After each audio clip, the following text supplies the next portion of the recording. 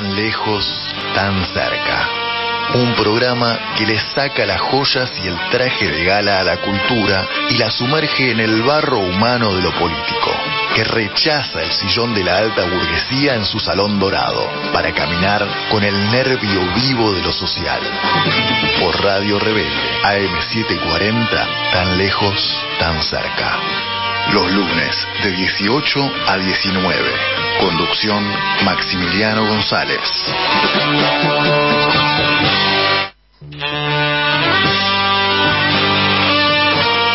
Bueno, buenas tardes. Estamos arrancando con el programa número 34, ya el tercer programa sobre el tema televisión. Pero antes de el segundo. Antes de meternos, hoy nos acompaña Raúl Manrupe. Hola. ¿Qué tal? ¿Cómo te va? Bien, ¿qué tal? ¿Cómo estás? Gracias. Antes de entrar en el tema nuestro, que nos va a ocupar un par de programas más además de este, vamos a hablar un poquito de el fundamento de este programa. Este es un programa cultural. ¿Qué significa eso? Como dije en el primero programa, este era un programa de cultura o cultural. ¿Para qué sirve hacer un programa cultural hoy en Buenos Aires, Argentina? Un programa cultural debe aportar miradas que modifiquen la que el espectador trae, para recordarnos que pese a todo seguimos siendo humanos y aún no es tarde para que nuestra humanidad recupere algo de eso espiritual que ha ido perdiendo, entre otras cosas gracias a los medios masivos. Alguien se preguntará, ¿y por qué sería importante lo espiritual? Porque no somos solo materia y nuestra actividad no debería limitarse a meros intercambios como quiere el capitalismo, tan centrado en lo cuantitativo y olvidado de lo cualitativo. Para evitar el efecto de la insensibilidad que promueven los medios dominantes para pensarnos nosotros y no ser pensados por quienes buscan manipularnos. La cultura tiene ese cometido, como decía Truffaut. Libros y libres en francés suenan igual, y en español los diferencia solo la vocal final. Porque aquello que sentimos quizás sea una verdad más profunda que las que se lee en los diarios. Esa conmoción que sentimos con determinadas músicas al observar ciertos cuadros, o con tal o cual película, o frente a la sensibilidad que demuestra tal o cual persona. Bueno, esto es un poco lo que pasa con la cultura, y el arte termina siendo la vía regia de este recorrido o de este camino espiritual. Gracias al arte nos sostenemos en nuestra humanidad, pero no tenemos una humanidad respecto del arte y la cultura, y otra respecto de lo político y de otras dimensiones. Tenemos una única humanidad. A menos que simulemos, cosa muy frecuente también en los medios, una sensibilidad de la que en el fondo carecemos. Además, si habitamos nuestra humanidad, podemos comunicarnos mejor y más libremente con aquellos que también habitan la suya. Quiero decir, un genocida, un asesino, alguien que apoya modelos totalitarios, alguien que no le importa la vida de los demás, no parece detentar demasiada humanidad. Además de todo esto, la visión cultural nos saca un poco del imperativo de lo actual. Porque este es el gran problema, esto lo veía un teórico italiano, Giorgio Agamben, ¿no? La diferencia entre lo actual y lo contemporáneo. Lo actual prescribe. Como decía Cortázar, con el diario de ayer se envuelven huevos, no mucho más. Mientras que lo contemporáneo tiene una cierta densidad, una cierta profundidad, en lo cual podemos tener una visión bastante más amplia.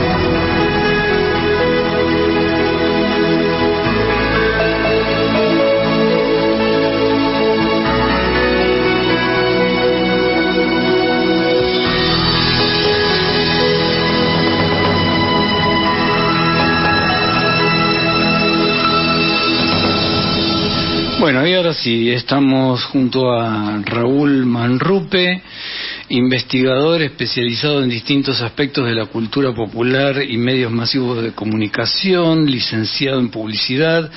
Ha publicado un diccionario de films argentinos en 3 tomos junto a Alejandra Portela, breve historia del dibujo animado en la Argentina, afiches del peronismo con Raquel Quintana y Berman 100 años. ¿Qué tal, Raúl? ¿Qué tal? ¿Cómo te va? ¿Cómo andas? Sí, todo bien, muy bien. Estamos. Bueno, Raúl acaba de sacar un nuevo libro que se llama Vamos a una pausa, la publicidad argentina de 1951 a 1960. Uh-huh. Sí. Los comienzos, digamos, Vos sabés que hay, de Canal 7. Hoy vamos a comentar una nota del gran Humberto Eco que se llama La transparencia perdida de la televisión. Está bueno el comentario. Qué bueno el título. Es una nota importante al estilo Humberto Eco. Claro. Él habla de la paleotelevisión y la neotelevisión. Bueno, obviamente vos buceás lo que se llamaría la paleotelevisión. La paleo, exactamente, como la prehistoria. Exactamente. Si hablamos de que la historia es dejar un registro de algo, no, de esto hay muy poco registro. Entonces, bueno, esa es la idea, de hablar de cómo era en ese entonces, que no había videotape, no había nada que permitiese archivar, digamos, las publicidades que se podían llegar a hacer, y los programas también, ¿no? Por supuesto. Evidentemente era una televisión mucho más naif, mucho más ingenua, que todavía no tenía ni idea del efecto y los alcances que iba a significar este medio, ¿no? Sí, dependiente de la radio. Bueno, ya lo citamos, creo que vos lo escuchaste, ¿no? Que Homero Mansi, que murió en el 51, o sea, justo el mismo año que se iniciaron las transmisiones. Sí, y le llevaron le llevaron un televisor donde estaba internado, ¿no? Y lo vio y dijo: qué peligro, ¿eh? Ese fue el comentario que genio. ¿Viste? ¿No? Genio. Dijo eso, qué peligro, ¿eh? Yo siempre digo, en el programa hablamos de la diferencia entre el cine y la televisión. La gran diferencia es que uno va al cine y la televisión viene a uno. Exacto. O sea, la televisión se constituye en un miembro más de la casa. No diría de la familia, porque por ahí es mucho, pero es un habitante más. Sí, la quinta pared, le decía en algún momento, ¿no? Sí, nadie te obliga a aprenderlo, pero está mucho más entrometido que el cine, en el cual hay que pagar una entrada, exacto, ¿no? Sí, yo creo que hay una situación de cierta adicción. Bueno, tu libro demuestra con creces lo que decía Orson Welles, ¿no? La televisión son las publicidades y en el medio van los programas. Sí, y que está muy relacionado con la memoria de la gente, casi más que los programas. Sí, también. Por repetición, o por ingeniosidad, o porque remiten a algún momento determinado de la vida, ¿no? Claro. Más allá del producto que vendieron o la calidad de esa publicidad. Una demostración palmaria de esto es uno de tus capítulos, el de la página 73, dice espacios artísticos comprados. O sea, la Hora Fate, la familia Gesa por General Electric Sociedad Anónima, Casino Philips. Yo me acuerdo del teatro Colgate Palmolive del aire. Palmolive del aire. Bueno, y te digo algo, y yendo más allá de la cultura, ¿no? O sea, había ese interés, siempre hubo ese interés, al menos a priori, qué pasaba con la TV y la cultura, y espacio de MC Editores para que Sábato hablara del existencialismo. Sí, bueno, yo tengo una historia de la televisión de un Leonardo Polverina, no sé si lo ubicás. Sí. Bueno, él habla de que una de las primeras transmisiones a nivel mundial en televisión se pasó la novena de Beethoven, dirigida por un prestigioso director de aquel momento, creo que es Leopold Stokowski. Así que hubo evidentemente una primera intención cultural que por supuesto rápidamente naufragó, ¿no? La edad de oro de la televisión norteamericana, como le dicen ellos, es no la época de la serie, sino antes del 60. Los programas que se hacían, que mucho después se hicieron. Década del 50, no había videotape, hay de eso copias hechas en 16 milímetros, están subidas a YouTube. Excelentes, con unos movimientos de cámara y un grado de profundidad, y que incluso algunas veces cuando fue exitoso algún programa, lo tuvieron que repetir después la semana siguiente, como si fuera una obra de teatro, digamos, ¿no? Claro. Sí, bueno, yo acá hemos pasado, por ejemplo, la banda sonora de Dimensión Desconocida, que bueno, hablar. Podríamos decir que entre Dimensión Desconocida y Los Vengadores son las mejores series de la historia. No, tenía con mucha, ¿cómo se llama? Cultura, con mucha inteligencia, incluso planteando problemas a nivel racismo, género, discriminación, un montón de cosas, en series que eran pasatistas, ¿no? Pero había esa intención. Sí, digamos. pero había como una mirada sobre el mundo, porque no nos olvidemos que mientras los Estados Unidos estaban haciendo sus famosas experiencias con bombas atómicas, la gente se distraía viendo los dibujitos de Walt Disney, ¿no? Eso también hay que decirlo. Sí. O se ocultó parte de la guerra de Vietnam. Por eso es que en un próximo programa vamos a hablar de Pierre Bourdieu, ¿no? Bourdieu habla de... A mí me preocupa mucho más lo que la televisión puede ocultar que lo que puede mostrar. Y se aplica a los medios, a las redes, a todo lo que sea. Eso, Así ¿no? es. ¿No es cierto? Bueno, vamos a ir ahora a arrancar un poquito, a continuar. Después seguimos charlando, sí. Con una de las dimensiones que nos había quedado. Habíamos visto la realidad del espectáculo, o sea, habíamos visto experiencia, consumo y espectáculo. Vamos a ver los mecanismos psicológicos que se provocan en la televisión. La identificación y la proyección son dos mecanismos psicológicos de transferencia mediante los cuales el espectador se integra emocionalmente en el espectáculo. La identificación se produce cuando el espectador asume emotivamente el punto de vista de un personaje al considerarlo un reflejo de su propia situación vital. Por el contrario, la proyección se produce cuando el espectador vierte una serie de sentimientos propios, amor, odio, compasión, sobre unos personajes de la fabulación. En este segundo caso podríamos decir que tiene algo cercano a la catarsis teatral, ¿no? En el espectáculo, el placer se incrementa porque la intensa participación psíquica y afectiva se produce sin compromisos ni riesgos. El espectáculo audiovisual ofrece al espectador una imitación, mímesis de una acción, y mediante la compasión y el temor se produce en él la purificación o catarsis de sus emociones. Hay que tener en cuenta el suspense, en el que se demora la resolución de un conflicto que permite al inconsciente del espectador poner en marcha los mecanismos de identificación y proyección. El espectador vive estos conflictos como expresiones metafóricas y simbólicas de sus propios conflictos y tensiones internas. Vamos a conectar esto un poco con el tema de lo que habíamos hablado del programa anterior acerca de la experiencia. El grave problema que genera la televisión en su relación con la experiencia es que al sustituir ese modelo estandarizado de experiencia nos está restando la posibilidad de tener nosotros una propia. Y esto es gravísimo. Esto no es grave, esto es gravísimo. Estos mecanismos se hacen evidentes en los programas de humor. Nos reímos del cómico proyección y con el cómico identificación. Igualmente esto ya viene del cine, ¿no? O sea, ¿qué es lo grandioso de un Woody Allen? Sí, no, el pacto, ¿no? Que se hace siempre, ¿no? El pacto que se hace al entrar a un cine. En la TV, como dijiste vos hace un rato, ¿no? Mucho más invasivo, digamos, ¿no? Sí. Se paga la entrada en cine y se hace un pacto en el cual, bueno, no sé si aparece un perrito y lo pisa un auto, o te escandalizás, o llorás, o te emocionás, o reís, después salís y volvés a tu casa. Se acabó, digamos, ¿no? Pero la TV tiene la repetición también. Claro, y además hoy hay una noción que yo creo que, no me acuerdo qué pensador la planteó, pero me pareció brillante. La televisión es infinita. El cine tiene principio y fin. Sí, está buenísimo eso. La televisión es infinita. Te digo algo, más allá de lo que esté esto, que hoy no hay programa de humor. Bueno, la mayoría de los programas son de entretenimiento, o ficciones importadas, o de noticias, digamos, ¿no? Yo creo que la razón, comprado también, ¿no? Claro, comprado el contenido afuera. La razón es que estamos viviendo una época donde hay una fuerte intencionalidad de vaciamiento político, porque el humor es política. ¿Y sí? Digo, cuando yo he analizado varias veces Bananas de Woody Allen, que para mí es una de las mejores, sí. Obviamente se refiere a las injerencias norteamericanas en América Latina en general, no a esas simulada República de San Marcos. Claro, Cualquier país de América Latina era San Marcos. Y eso estaba muy, muy claro.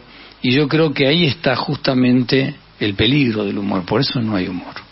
No hay humor. Es increíble eso. Increíble no, es creíble, pero es llamativo, ¿no? Y sí, la verdad que sí.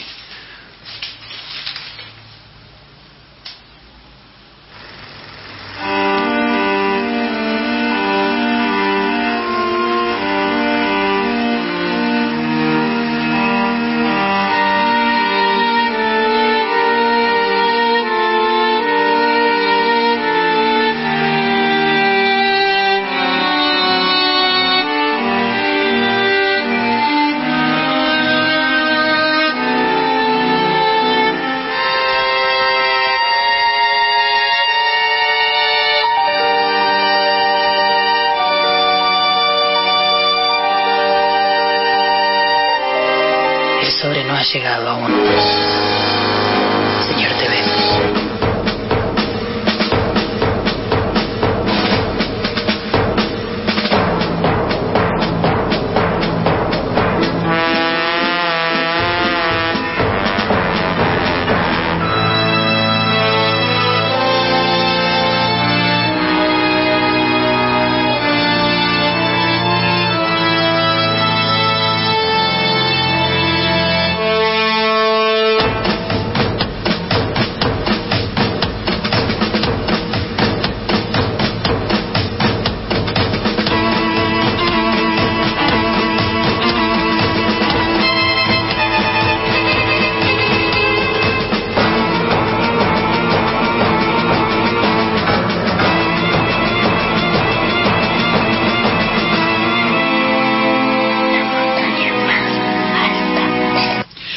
Bueno, estábamos escuchando parte de la banda sonora de la película La Antena, de Esteban Sapir, uno de los grandes olvidados del cine argentino. Sí.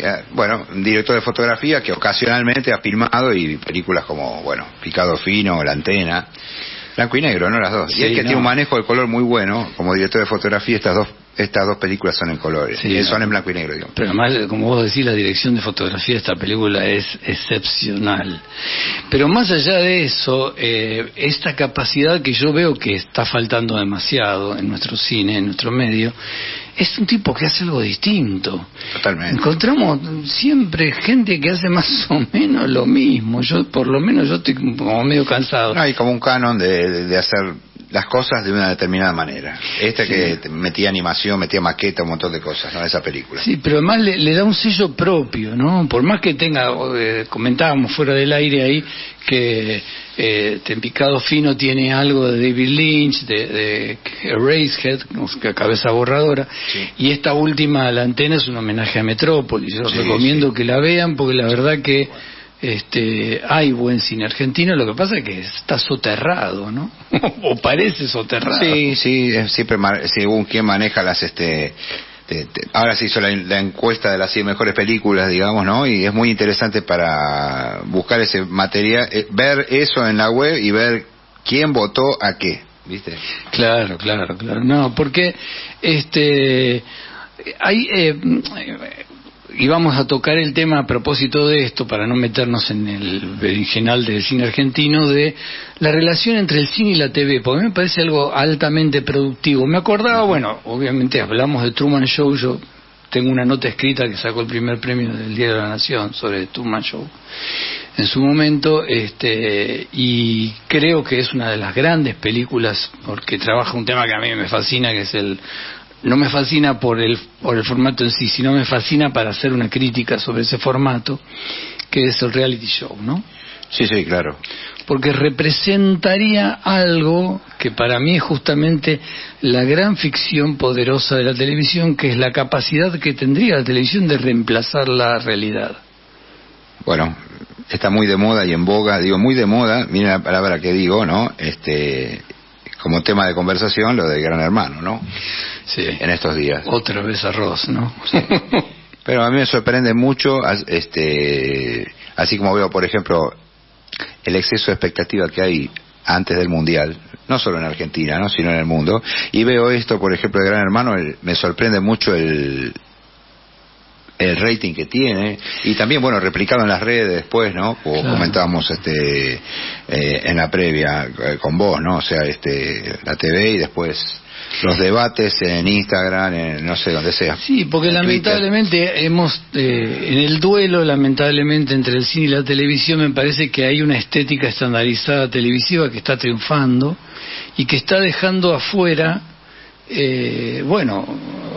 cosas extraordinarias que se dan también en la pantalla grande, en el cine, gente que no tiene circulación en los grandes núcleos comerciales de cine y películas que uno ve que ganan premios y sinceramente no parecen demasiado extraordinarias, ¿no? Y sí, hay, bueno, como en todas las artes, hay círculos. Círculos, exactamente, círculos que este parece un poco que vicioso. se premian, ¿no? Sí, es así. Bueno, en el caso de Truman Show, yo me acuerdo que hablé de la épica del simulacro, ¿no? Porque es todo un enorme simulacro, ese pibe que nace en un estudio y lo va creciendo. Es decir, lo que hace Peter Weir es concretar o realizar la utopía, la última utopía del reality show, es que alguien nazca en un estudio y toda su vida sea adentro de ese estudio. A mí me hizo acordar bastante a un cuento de Borges que es Ruinas Circulares, ¿no? El tema de alguien que no logra, porque en definitiva es una metáfora sobre la conciencia. Sí. ¿Mm? Sí. Un escape ignorado aparte, ¿no? Sí, un escape ignorado. Y Christoph, que es como el dios, que es el dios de Truman, y el modelo, si nos alineamos con la ¿cómo se llama? Con la historia helénica o de los griegos, el modelo en que en la era de la filosofía, en el siglo V, los dioses pasan a segundo plano. O sea, de alguna manera los filósofos se dan cuenta de que hay algo, ya el mito de la caverna de Platón es un anticipo de eso. Y esto también tiene que ver con el mito de la caverna, ¿no? De Truman Show. Sí. Otra película que creo que ahora se está haciendo en teatro que se llama Network, Poder que Mata. Sí, está basado en el guión de Paddy Chayefsky, ¿no? Uno de los grandes de aquella época, de la época de oro de la televisión norteamericana, que se hizo la película en su momento, Sidney Lumet, ¿no? Que ganó Oscars y con Peter Finch, con Faye Dunaway, ¿no? Con William Holden, ¿no? Peter Finch es extraordinario. Y esta obra que no la he visto, dicen que está bien, ¿no? Que está buena, también con todo este tema, ¿no? Que fue tratado varias veces, digamos, ¿no? Como reflexiones acerca de esa manipulación y de también como puede ser Pajarito Gómez también, pero de Rodolfo Kuhn, digamos, ¿no? Y varias más, pero bueno, es todo un tema en el cual el tema del rating, un montón de cosas, ¿no? Sí, es tremendo, crean una lógica absoluta. Además, lo interesante es esta suerte de quiebre del personaje al principio, ¿no? Que dice que todo es una verdadera, reproduzco el texto de la película, es una mierda, y lo dice al aire, claro. Y explota. ¿Y qué hace el medio? Esto también es tremendo, ¿no? Que incorpora el programa del loco, sí, que habla mal de la televisión. Brujo, o sea, el sistema se lo deglute. Sí. Porque no hay afuera. Es así. Tremendo. Es así. Y la última, hay muchas películas sobre el medio, pero bueno, yo tirando algunas que creo que son interesantes. Acá se llamó Mentiras que Matan, de Barry Levinson, pero en realidad la película se llama Wag the Dog. Sí. Y el acápite de la película es ¿por qué el perro mueve la cola y no la cola del perro? Porque el perro es más inteligente que la cola. Sí. La cola es dependiente del perro, también. Exactamente. Bueno, ahí hay un tema fascinante que es ciertas operaciones oscuras de los poderes reales que necesitan distraer a la opinión pública para poder hacer zafar al presidente de la nación de una relación con una chica de 15 años. Sí. Bueno, la famosa guerra de Cuba con España, con Estados Unidos con España por Cuba fue también una cosa mediática, de William Randolph Hearst, ¿no? Que fue lo tomó el software para ser ciudadano, ¿no? Claro. Para el Kane del ciudadano. Bueno, eso dice que también fue todo armado. Y estamos hablando de 1890 y pico, ¿no? Una cosa así. O sea que Estados Unidos ya venía de lejos. Fueron con los barquichuelos de España que se los hundieron así, de una manera tristísima. Bueno, volviendo un poco a tu libro, ¿cuáles serían, si vos tuvieras que elegir 2 o 3 características de esta primera etapa que vos nombrás, de 1951 al 60, ¿cuáles serían las características que más resaltarías? Mira, para un lado te podría decir la inexperiencia, tanto de quienes la hacían como de los espectadores también. Entonces era la gran novedad que ya venían los años 20 o 30, ¿no? En el libro hay avisos de Standard Electric, ya va a venir la TV, irán de 1929, o sea, tardó un poco, ¿no? Sí. Y se habla de la TV como una cosa de ciencia ficción, onda Julio Verne, pero yo creo que hubo una gran improvisación y una gran inexperiencia de parte tanto de quienes la hacían, derivado más de la radio que del cine. No tenía ningún contacto con el cine, a pesar de que el cine estaba bastante desarrollado ya en la Argentina, y la radio era el medio masivo por antonomasia. Y de la gente también, que no sabía, ¿no? Ahí Carlos Ulanowski, en la biografía de Tato Bores, él dice que un tipo vio en una casa de artículos del hogar el televisor prendido y dice, esta es la televisión, ¿por qué no se va a la PQTP? Dijo, ¿no es cierto? Dijo eso, ¿no? Y bueno, y al principio era como una cosa, era muy corta la programación, digamos, de muy pocas horas, era todo muy cartón pintado también, ¿no es cierto? Sí. Y fue como, de a poco fue creciendo de su inexperiencia a tener experiencia, digamos, ¿no? Y hubo algo que me gusta poner en el libro, desarrollaron un montón de artilugios y de metodologías que muchas, cuando después empezaron los 4 canales, digamos, y ya había videotape, quedaron en el olvido total. Entonces, pues eso era un momento muy especial, digamos, ¿no? Ya te digo, no se sabía cómo cobrarlo, el tema de los cánones. Cómo cobrar la pauta, digamos, ¿no? Cómo se iba a hacer, ahí dispusieron, no sé, el dueño de agencia y el dueño del canal, gerente general del canal, no sé, Yaquelevich, cobrarlo por segundo, ¿no? Sí, había, como en la radio. Paquetes de 5 segundos. Claro, ¿no? Sí, eran todas cosas así, y los avisadores no anunciaban porque había era difícil venderlo como medio porque había muy pocos receptores, ¿no? Entonces no convenía hacer una inversión, digamos, algo que alguien lo quisiera poner como algo de onda moderno, digamos, ¿no? Pero era básicamente así. Bueno, vamos a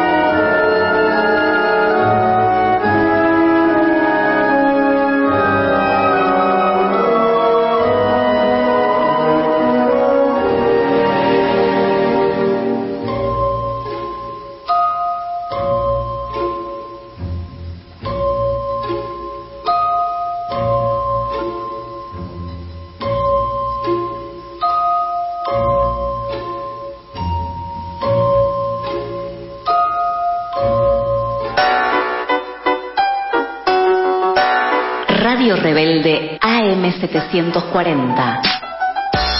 La radio de todos.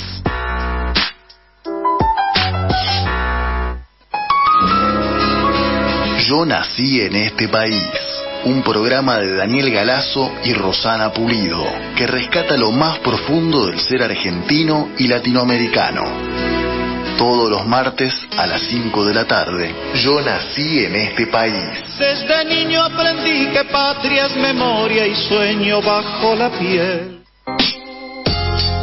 WhatsApp de la Rebelde 11 2690 8496 1126 908496. Agendanos y participa de la Asamblea Radial. Clases de yoga y yogaterapia grupales e individuales en forma online y presencial en espacio de yoga en zona Villa Crespo, Ramírez de Velasco y Juan B. Justo. Para más información, comunicarse con Alejandra Larraza al 116 154 3487.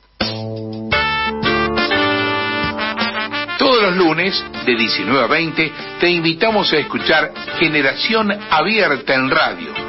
Letras, arte, educación, con la conducción de Nora Nardo y Luis Raúl Calvo, aquí en AM 1010, Onda Latina. Tantalia, revista de literatura, cine y cultura. Tentar y no dar. El mundo es una mesa tendida de tentaciones. www.lapalabraenelumbral.com.ar. Staff: Alberino, Catalano, Domínguez, González Yux, Ruy López, Zapata.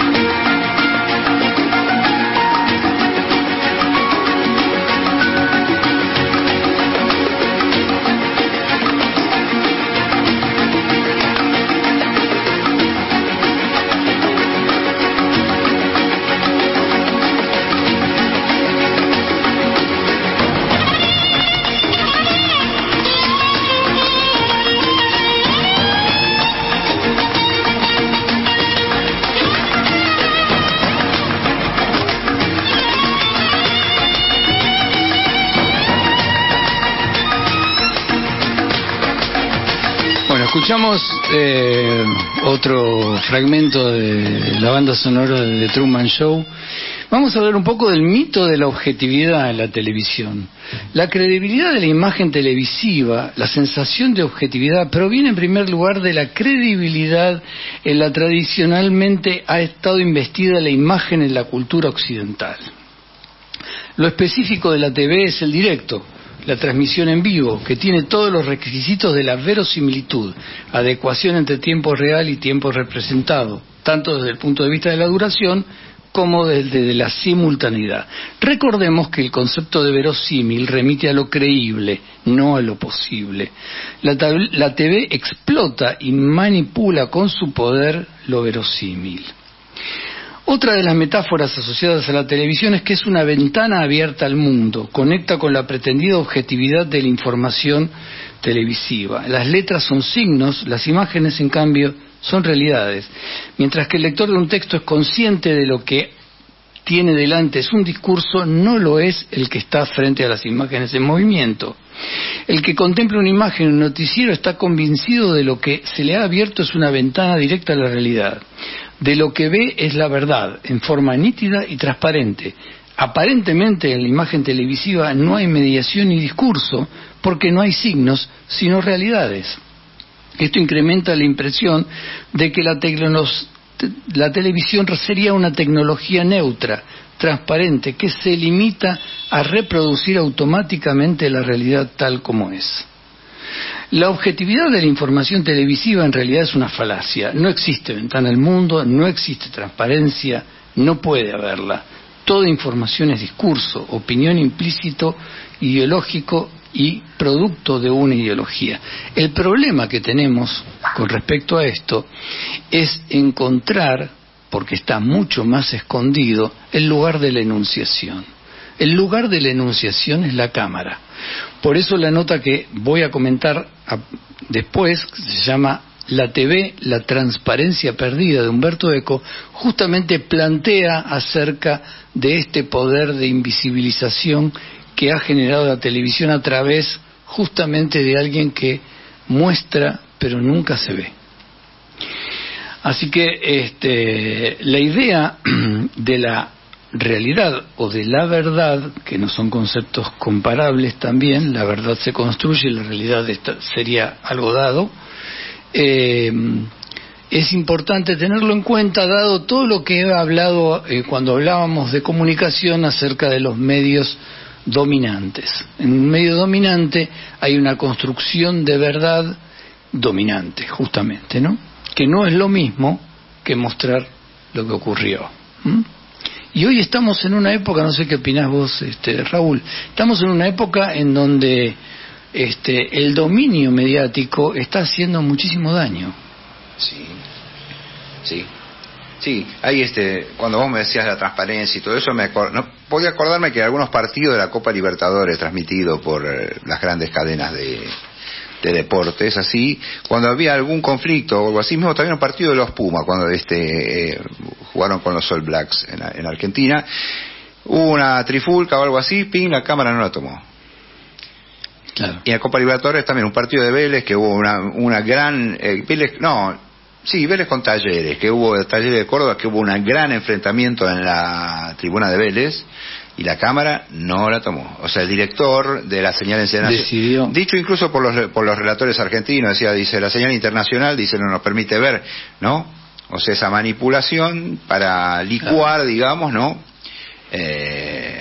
Bueno, muchos programas que se dicen en vivo y que no salen en vivo, por ejemplo los de preguntas y respuestas o así, ¿no? Son diferidos. No sea cosa que alguien diga algo inapropiado, ¿no? ¿No es cierto? Claro. Existe eso. O sea que hay cierto guionado en todo caso, ¿no? Hay cierto guionado, digamos, ¿no? Sí, por supuesto. Hay como un control, digamos, de esas cosas, ¿no? Bueno, vamos a una pausa. La publicidad de la televisión argentina, 1951-1960, Raúl Manrupe, Ediciones Infinito. ¿Está en todas las librerías este libro? Y está en las grandes cadenas, como puede ser Cúspide, Jenny, también en los museos de la Ciudad de Buenos Aires, en varios museos, como puede ser Bellas Artes, en el Malva. Son lugares prestigiosos, ¿no? Que tienen linda distribución, la editorial. Y te digo algo que me llamó la atención. En esa época, y habla de la transparencia, fueron famosos los furcios, los errores, algún decorado que se cayó, alguien que copió un chicle, ¿no? Porque iba en vivo, ¿no? Claro, eso sí, claro. En vivo y en directo, ¿no? Término que acuñó Héctor Ricardo García acá, ¿no? Y que todavía se utiliza. Estamos en vivo y en directo. Claro, era un ensayo a suerte o verdad, digamos. Si salía bien, y si salía mal, quedaba así, no había posibilidad de... Exactamente. Y tampoco había registro. No había registro. Quedaba la memoria de quien lo vio, nada más, pero claro, se va perdiendo con el tiempo, se quedará en el olvido. Por eso es importante, es una actividad museica la tuya prácticamente, ¿no? Pero está buena. Y sí, buena. Dejar un registro de eso, ¿no? Que es una etapa que no la viví, ¿no? Hay que aclarar eso. Es anterior a mí, ¿no? Pero me parece interesante dejar registro de eso. Claro, porque justamente por la noción esta de la paleotelevisión, ¿no? Decía que hablaba de inauguraciones presididas por ministros, procuraba que el público aprendiera solo cosas inocentes, aún a costa de decir mentiras. Ahora, con la multiplicación de cadenas, la privatización y el advenimiento de nuevas maravillas electrónicas, estamos viviendo lo que se llama la neotelevisión. De la paleotelevisión podía hacerse un pequeño diccionario con los nombres de los protagonistas, dice Umberto Eco, y los títulos de las emisiones. Con la neo sería imposible. O sea, hay algo que tiene que ver con lo incipiente del medio y esto que vos decís, lo de la prueba, ensayo y error, ¿no? Ver si va o no va. ¿Ampliamos el horario? ¿No lo ampliamos? Si lo ampliamos, ¿qué pasa? Bueno, cuando ven que va, siguen para adelante. Por supuesto, siempre bajo el mandato de los auspiciantes y las publicidades, que son las que sostienen, ¿no? Si no, no hay televisión. Sí, exactamente. Así que lo que quedaría como imagen de esto que denominamos, o Umberto Eco denomina paleotelevisión, es esta televisión que está en estado de prueba, estado de ensayo, estado de, yo diría, de afirmación como medio en una sociedad que empieza a reconocer justamente el nuevo medio, ¿no? Sí. Y se trataba de ver, yo también, se vivió también en los Estados Unidos, ¿no? Por decir, por hablar del lugar donde más se desarrolló, quería ver qué iba a hacer, ¿no? Porque había todo un imaginario previo, como bien dijiste, ¿no? En la ventana al mundo, etcétera, etcétera, una cosa increíble, ¿no? Pero ¿para qué nos va a servir? ¿Para bajar línea? ¿Para vender productos? ¿Para entretener? ¿Para distraer? ¿Para la cultura? ¿Viste? ¿Qué sé yo, no? Toda una cosa que fue hasta que se acomodaron más o menos ciertas cosas y empezó a marchar, que fue en la década del 60, ¿no? Entonces ahí se transforma con el poder adquisitivo de que ya cada vez más gente tenía un televisor y todo eso, y lo elegían como medio en el mundo, ¿no? Para publicitar los productos. Igualmente habría que hacer algunos rescates, ¿no? Yo la otra vez dije que bueno, en la televisión es casi imposible el arte, porque obviamente al tener el imperativo absolutamente comercial se hace muy difícil eso. Pero hay algunas obras que parecen rozarlo, ¿no? Hablábamos de Dimensión Desconocida, de Los Vengadores, que es serie hitchcockiana realmente, ¿no? Sí, totalmente, y en la cual yo siempre me acuerdo de una cosa que me pareció muy interesante y que tiene que ver también con más allá de quien domina y sino de quien tiene el poder artístico. Yo recuerdo haber leído alguna vez que cuando era la serie de Beavis and Butthead, una cosa que hicieron fue, ante el éxito, hicieron un acuerdo con la cadena que lo emitía y ellos tenían que entregar 4 capítulos por mes, los dibujantes, ¿no? Sí. Entonces dijeron, le vamos a entregar 5, pero uno de esos es libre nuestro. Entonces podían tener ensayos de animación, jugarse con otros temas, tener animación 3D, no sé. Encontraron el hueco para colar algo. Claro, a partir del éxito, por supuesto, ¿no? Claro. Pero lo usaron así. O sea, quienes tienen cierta vislumbre, digamos, lo pueden usar ese poder otorgado, muy vivos, ¿no? muy piola, así como hay directores de cine, actores de cine que han sido productores de películas progresistas, digamos, ¿no? O como hacía Coppola, ¿no? Que mandaba alguna película y decía, bueno, pero si hago esto me vas a dejar hacer esto otro. Exactamente, ¿no? Sí, hacían eso, ¿no?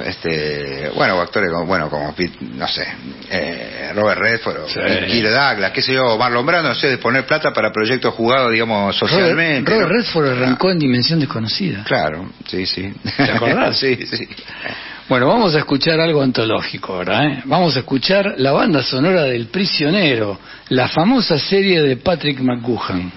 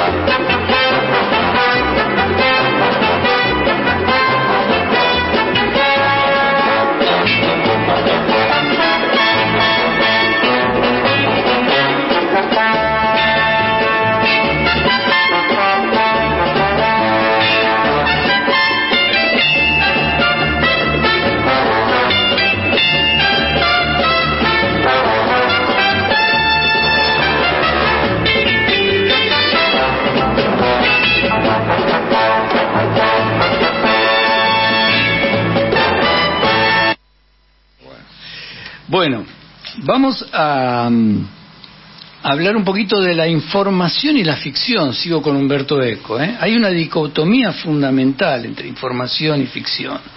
Ahí pareciera ser una suerte de enlazamiento un tanto perverso, ¿no? Los programas de televisión pueden dividirse y se dividen en la opinión común en dos grandes categorías: programas de información, en los que la TV ofrece enunciados acerca de hechos que se verifican independientemente de ella, y lo que se llaman programas de invención o de ficción, que son los programas surgidos del propio medio, ¿no? O gestionados por el propio medio.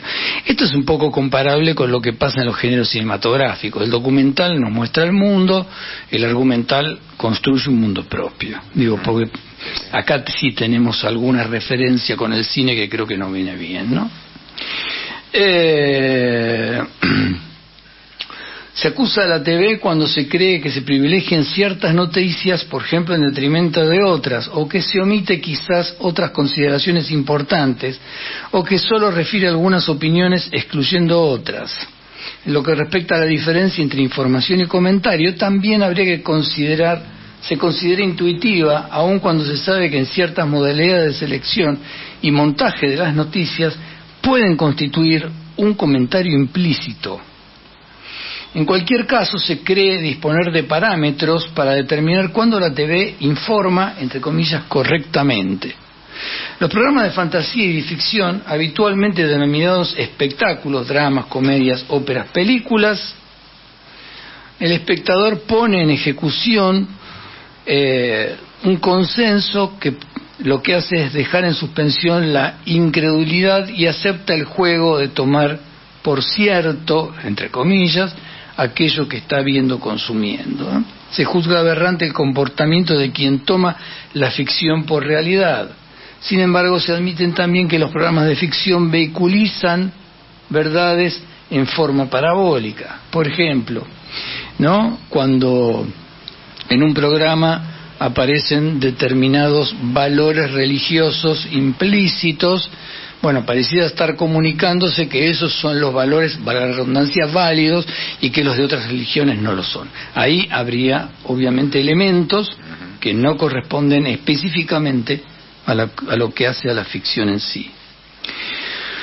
El hecho de que la TV haya insistido en presentar programas de ficción que se acentuaban unilateralmente una particular verdad parabólica, ¿no? Los programas informativos se cree posible lograr una valorización aceptable intersubjetivamente respecto a la concordancia entre noticias y hechos, mientras que se discute subjetivamente la verdad parabólica de los programas de ficción. Ahora, todo esto que estamos viendo hoy está totalmente pervertido. Sí. Los límites están borroneados, totalmente, ¿no? Decía, no sé, para empezar, si hablamos del cine o mismo también, entre ficción y documental, por ejemplo, ¿no? Sí, no, bueno. Están mutuamente influidos y mezclados, ¿no? A veces uno dice, ¿es una ficción o es un documental? ¿No es cierto? Bueno, eso pasa mucho en el cine. Se debe a yo digo una vez un curso sobre documentales, hay uno que se llama falso documental. También. Que aquí el ejemplo en la Argentina es La Era del Ñandú de Carlos o una extraordinaria de Herzog que se llama Fata Morgana. Claro. Es un extraordinario documental, falso documental, sí, pero está muy bien hecho, muy bien hecho.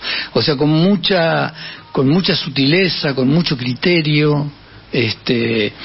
Bueno, el problema igual son objetos artísticos, volvemos a lo mismo, ¿no? El cine lo que hace es disponer nuestra atención de una manera especial, y estoy hablando del cine en términos clásicos, ir a una sala de cine, a oscuras, con otros, y presenciar lo que se ve en la pantalla grande. No estoy hablando de los consumos en streaming y ese tipo de cuestiones se da al respecto, ¿no? Con el tema de la película de Santiago Mitre, Argentina 1985, que se puede ver online, ¿no? Pero ha sido toda una experiencia verla en vivo, en las salas, ¿no? En vivo no, verlas presencialmente en las salas, ¿no? Claro. En la cual se generaba, no sé, cuando dicen nunca más, la gente aplaude. Sí, se genera una comunión, ¿no? Un efecto que es propio del cine. Vamos por un caso que no es así político, una comedia, va a haber una respuesta si es un chiste interesante o una situación así en la cual la gente se va a reír en grupo, y si uno está solo No, claro, no funciona. Incluso porque además, podrías reírte en un momento en que otros no se reirían, ¿no? También. Antropológicamente casa, la risa ¿no? es contagiosa. Claro. Uno se ríe con otros. Hay una cuestión muy interesante en relación. Está bueno lo que estás planteando, pero yo creo que hay, con respecto a esto, lamentablemente hay otras operaciones que tienen que ver con el carácter iterativo y, como decíamos antes, infinito de la televisión, que nos ha generado en este momento una suerte de cooptación de conciencias que siguen teniendo fe. No es casual, ¿no?, que la ultraderecha sea cooptada por determinadas confesiones evangelistas. Yo creo que eso también tiene que ver con la televisión. La televisión funciona como una suerte de, hoy por lo menos, o ciertas señales de televisión, de secta evangelista que lo que hace es obligar al telespectador a que tenga absoluta fe en lo que está viendo, ¿no? Está bien. Si hablamos de eso, ahora que hubo elecciones en Brasil y todo eso, ¿no?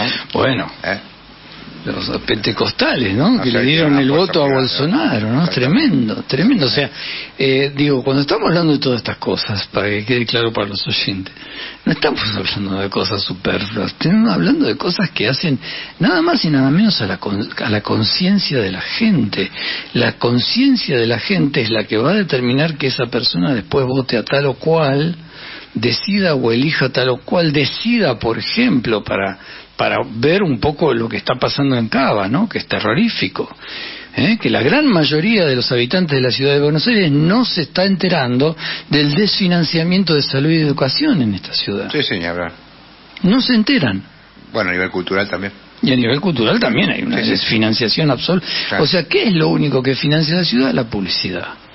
Pero eso ¿quién lo sabe? Sí, no, eso lo saben ellos. La obra también de modificar el metrobús o cosas así. Sí, no, de romper calles. Que dicho sea de paso, sí, qué bueno. Y ahora salimos de esto porque no era un poco la intención, pero todos los túneles los hizo Ibarra. Claro. Todos los túneles que hoy están aprovechables los hizo, no hizo ni un metro de túneles. Cuando Macri había prometido no sé qué cantidad, no hizo nada. Sí. Entonces, ahí hay todo un tema enorme, porque estos tipos se dieron cuenta, y con ellos todos los grandes CEOs, que terminaron desembarcando en el negocio de los medios. Y hoy somos todos víctimas de esto. Sí, sí, claro. Ahora, pongamos en juego, en el tapete, esto más o menos lo hemos hablado, pero está bueno poder dialogarlo con alguien. Esto pone en riesgo a la democracia, obviamente, ¿no? O sea, pone en jaque a la democracia. Porque no hay democracia si los medios no son democráticos. Si no hay una relación, inclusive en los criterios de pauta que tiene el gobierno, donde pueda establecer un mayor favor para aquellos medios que no son tan grandes y no favorecer tantos a los más grandes, porque evidentemente la situación va a desembocar obviamente en teocracias o en algún tipo de dictadura soterrada con los nombres de democracia, y todo esto va a tener que ver con la televisión. Por eso estamos hablando. Es funcional. Exactamente. Bueno, va a quedar pendiente, porque bueno, hay todo un tema que aborda Humberto Eco para la próxima, el tema de la Cámara, el lugar que ocupa la Cámara, es muy interesante. Una única cosa puedo tirar, que es Humberto Eco divide en la televisión de aquellas personas que hablan mirando a la cámara, de aquellos que hablan sin mirar a la cámara. Miren cómo se le nota el semiótico, ¿no? El tipo que ve. Ojo, que no tiene que ver con la ficción y la no ficción, tiene que ver con otra cosa. Además, la pregunta cuasi poética, ¿no? ¿A quién mira el tipo que mira la cámara cuando mira la cámara? Sí, aparte de otra ¿Quién cosa. es el otro ahí? Sí, el otro, esos miles de ojos. ¿No? Y aparte uno no le conoce, 3/4 de perfil ya no le conoces, y la nuca tampoco, ¿no? Claro. No le ve la cucaracha. Es una cosa no le ve la cucaracha. Bidimensional, una figura bidimensional, chata como la pantalla, por más grande que la quieran hacer, ¿no? Tal cual. Bueno, hay una serie que yo recomiendo, que está muy buena, que se llama The Morning Show. ¿Cómo que se llama la actriz que era la ex? Jennifer Aniston, muchas gracias. Muy buena, y plantea, bueno, todo el detrás de Detrás de la noticia. De la noticia, ¿no? Una famosa película, ¿no? Con, también. Muy interesante, porque el tipo termina fraguando el llanto, con lo cual hay una cuestión ética. Ahora es increíble, uno lo piensa, cuestión ética, eso sería nada hoy, ¿no? Ese desliz ético quedaría en nada con respecto a lo que uno ve hoy, ¿no? Claro, que es tan duro, tan vasto, con B larga, ¿no? Tan tremendo. Sí, y también tan efímero, más efímero que nunca. Hoy que hay todos mecanismos para reproducir, regrabar, no sé. Bueno, hay una regla en comunicación. Cuanto más veloces son los enunciados, más rápido se olvida. O sea, la velocidad con que se reproducen los enunciados en los medios, lo que hacen es primero generan una situación de ansiedad permanente en las personas, y por otro lado generan olvido.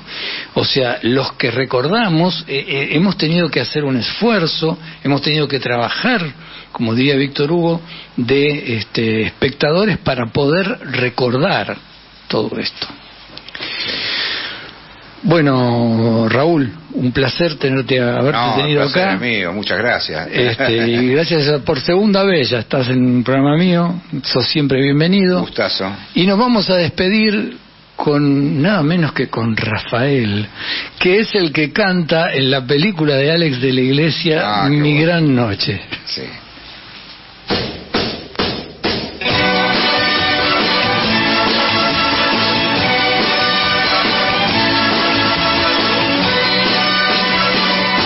Hoy para mí es un día especial, hoy saldré por la noche.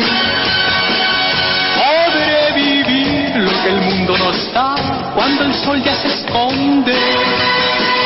Podré cantar una dulce canción a la luz de la luna y acariciar y besar a mi amor como no lo hice nunca. ¿Qué pasará? ¿Qué misterio habrá? Puede ser mi gran noche. Y al despertar ya mi vida sabrá algo que no conoce.